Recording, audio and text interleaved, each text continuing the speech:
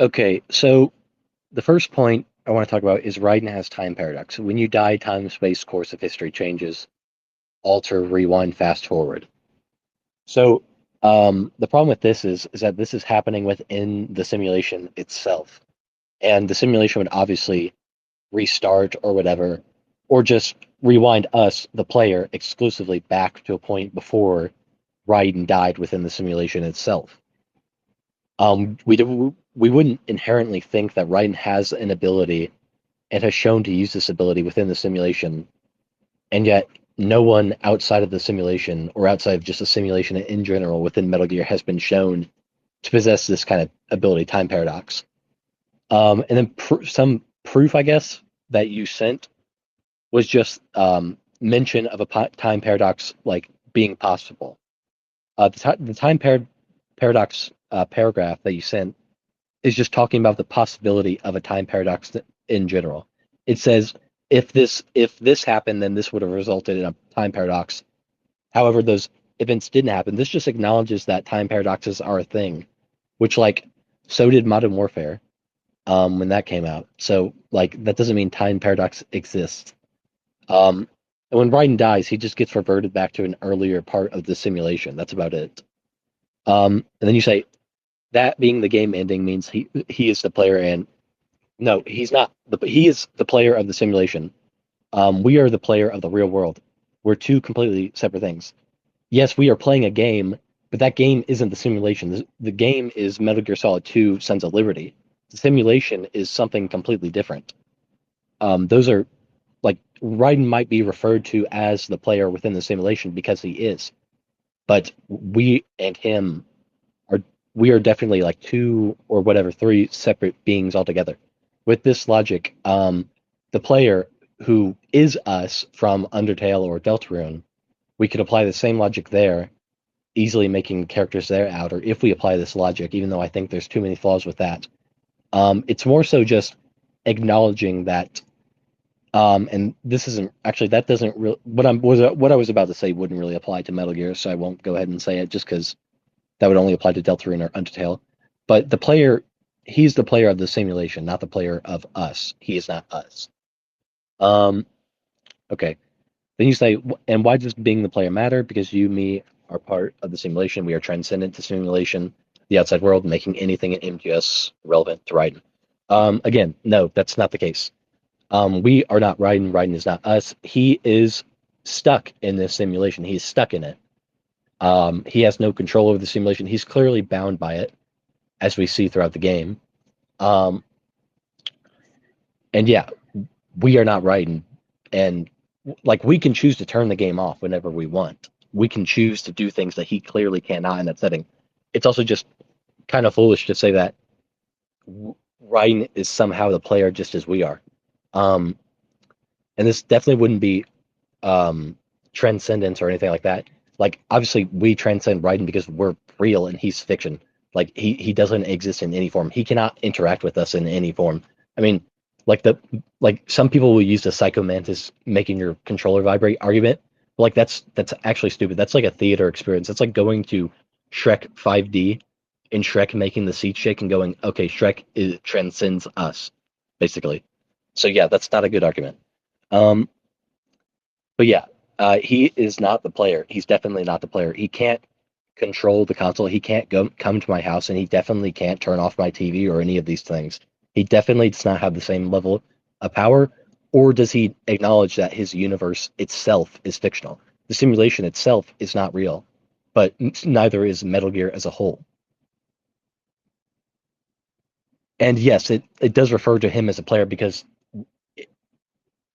okay, hold on. Partner life gauge. A partner's life gauge is displayed when the player has a partner. Yeah, the player is talking about it's talking about you and me, say hypothetically, if we were like just playing the game. That is our life gauge. It also represents Raiden or Snake's health, yes. But it is really ours. It shows how well we're doing. Just because something can associate with a real person and a fictional person doesn't mean that those two beings are instantly like put on the same ground or whatever. Okay, moving on to the next point. Yes, I know it's a simulation. I played Sons of Liberty. Okay, and the Raiden turn off the game console as well already tells you it's simulation. Yes, I know it's a simulation. This would not be RF, by the way. This does not qualify as RF. It can be RF for you and me being above Raiden, but Raiden isn't us. The idea that like, and this stuff again only happens within the simulation. The simulation is also not the real world. So again, I think this is pretty bad. Like this is the argument that basically the simulation transcends Metal Gear, and we're part of the simulation. But again, at the same time, that's definitely not true. Okay, and then Khan says space and time, yada yada yada. Okay, yeah, he's definitely not the player. He doesn't transcend us, and he's not on equal terms with us. Um, but saying that like Raiden can manipulate like Metal Gear, like the world itself, he cannot. What he can do is he can escape the simulation, and that's it. But it's a simulation. It's basically the equivalent of me, like being strapped into a VR game and then breaking out of that after thinking for so long, oh, this is real. That's what it is. That doesn't instantly make me like 4D or transcendent of. I wouldn't know I guess God in this case, like God made the simulation. I don't know. God's playing with the controller. That's the best thing I can think of. Um, absolute thanks to time paradox. Anyone? Yeah, again, time paradox. I already talked on that.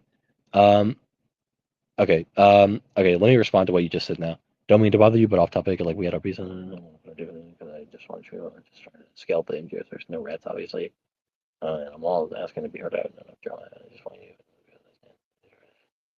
Actually, the remark, accept and truce and things. Great.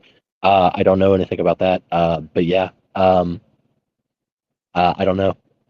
It's fine. It's whatever with me. It was like 6 or 7 months ago. But yeah, I don't agree with any of the scaling. I'm gonna have to be honest. Just the idea that like even like just Fortnite having a trailer where they go to the real world with quotes.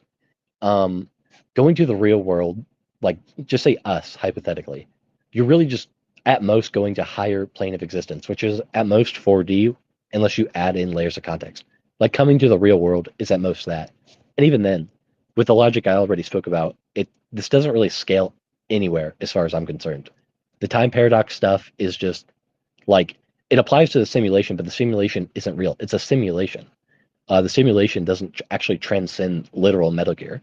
And the time paradox, the passage you sent is just talking about how time paradox is a real like theorem. It's a thing that could happen.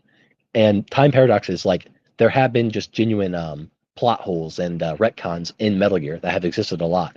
Like that's something to consider. But yeah, overall, I don't think that any of this like actually works at all.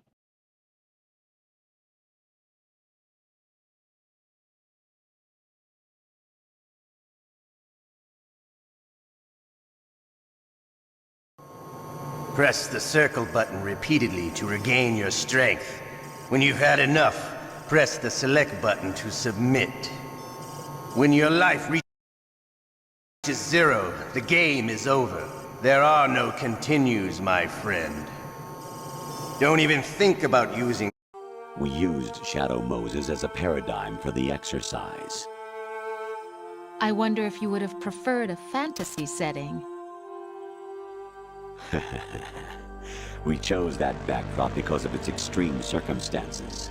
It was an optimal test for S3's crisis management capacity. If the model could trigger, control, and solve this, it would be ready for any contingency.